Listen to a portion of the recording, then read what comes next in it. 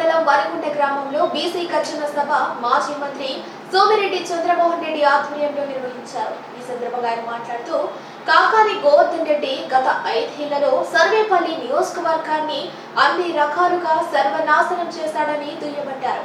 కాకాని దోపిడీకి కరోనా సమయంలో ఆయన నిర్మించుకున్న ఇల్లే నిదర్శనమని అన్నారు.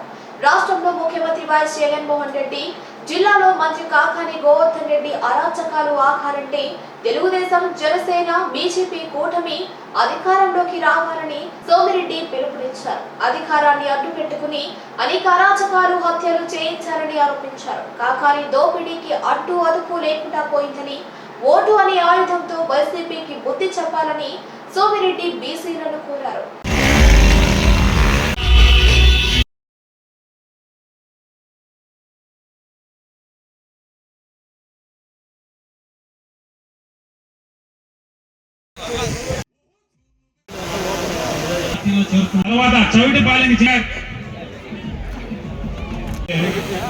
ఇప్పుడు వరిగుంటలో జరిగింది. డీటెయిల్గా చెప్పాం. 34% స్థానిక సంస్థల్లో బీసీలకు రిజర్వేషన్ ఉంటే 24% చేసేసాడు. ఆదరణ లాంటి పథకం ఎత్తేసాడు. 34,000 కోట్ల నిధులు మళ్ళిచ్చాడు. 56 కార్పొరేషన్లు పెట్టి దేనికి పనికి రాకుండా చేశాడు. నామమాత్రపు కార్పొరేషన్. ఒకటి కాదు, బీసీలని ఎంతమందిని హత్యలు చేశారు, పోలీసులు ఎంతమందిని చంపేశారు. మీ వైసీపీ నాయకుల అరాచకానికి ఎంతమంది బలైనారు. ఒక్క సర్వేపల్లిలో మంత్రి కారణంగా ఎంతమంది ఆస్తులు బీసీలు. అక్కడ 16 ఎకరాలు రొయ్యలుగుంటారు, చెనపల్లిపాళెం గంగాధరు. ఇక్కడ 16 ఎకరాలు సంపంగి తోట, నల్లబాళెం యాదవులు చేస్తున్న పొలం. అక్కడ నాగేంద్ర టవర్ ఒక కాటా. రాజేంద్ర వాళ్ళని జైలుకి పంపించాడు. రాజగోపాల్ వాళ్ళ బ్యాచ్ని జైలుకి పంపించాడు. రాజా యాదవ్ మండల పార్టీ అధ్యక్షుడి మీద రౌడీ షీట్ ఓపెన్ చేశాడు. అటెంప్టివ్ రేప్ కేసు పెట్టాడు. ఇటువంటి పరిస్థితి, ఘోరమైన పరిస్థితి 5 ఏళ్లలో కాకాని గోవర్ధన్ రెడ్డి అరాచకం. అందుకే అనుభవిస్తాడు. ఎస్సీలను అయితే నిలబెట్టి చంపేసి పోలీస్ స్టేషన్, పొదలకూరులో పోలీస్ స్టేషన్లో చంపి ఏలాడి తీసి ఆత్మహత్యగా చిత్రీకరించాడు. ఉదయగిరి నారాయణ, అక్కడ కరుణాకర్. ఇటువంటివి ఎప్పుడు మనం చూడలే. 2 ముస్లిమ్స్ని చంపేశారు, వెంకటాచలం, కనుపూరు.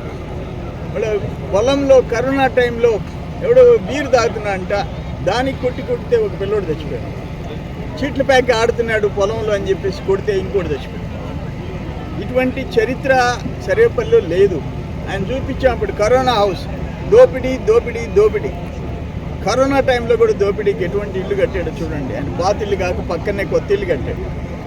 ఎన్ని కోట్లు పెట్టి ఇల్లు కట్టావు. ఒక లెట్రిన్ 2 లక్షలంట, ఒక బేసిన్ 5 లక్షలంట.